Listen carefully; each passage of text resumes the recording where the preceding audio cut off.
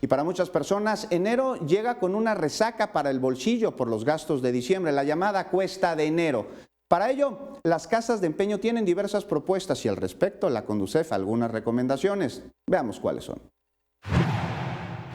Los gastos y derroches realizados para celebrar el pasado fin de año se añaden a la cuesta de enero. Los aumentos a precios y tarifas afectan la economía de los ciudadanos.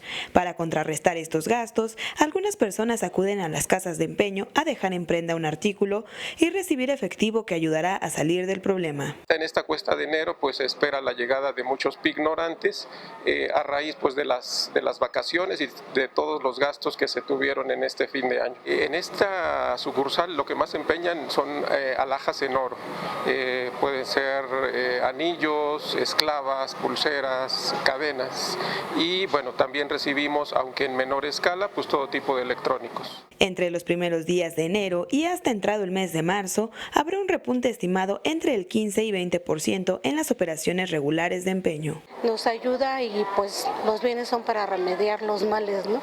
Entonces ahorita pues estamos empeñando para poder comprar los juguetes de los nietos. En lugar de drogarte con una tarjeta de crédito o algo, lo haces aquí y ya después más adelante pues sacamos lo que empeñamos. Algunas casas de empeño ofrecen diferentes opciones para que usted considere la mejor de ellas. Brindamos un amplio panorama, un abanico amplio de posibilidades en cuanto a los plazos que se pueden manejar. Van desde una semana, 2 semanas, un mes.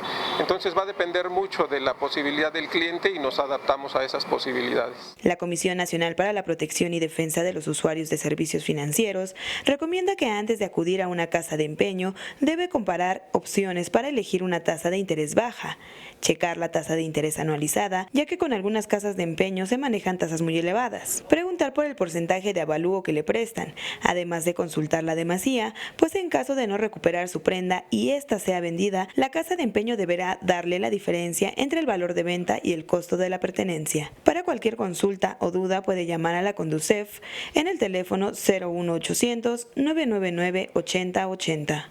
Con imágenes de Manuel Hernández, Iraís Morquecho, 21 Noticias.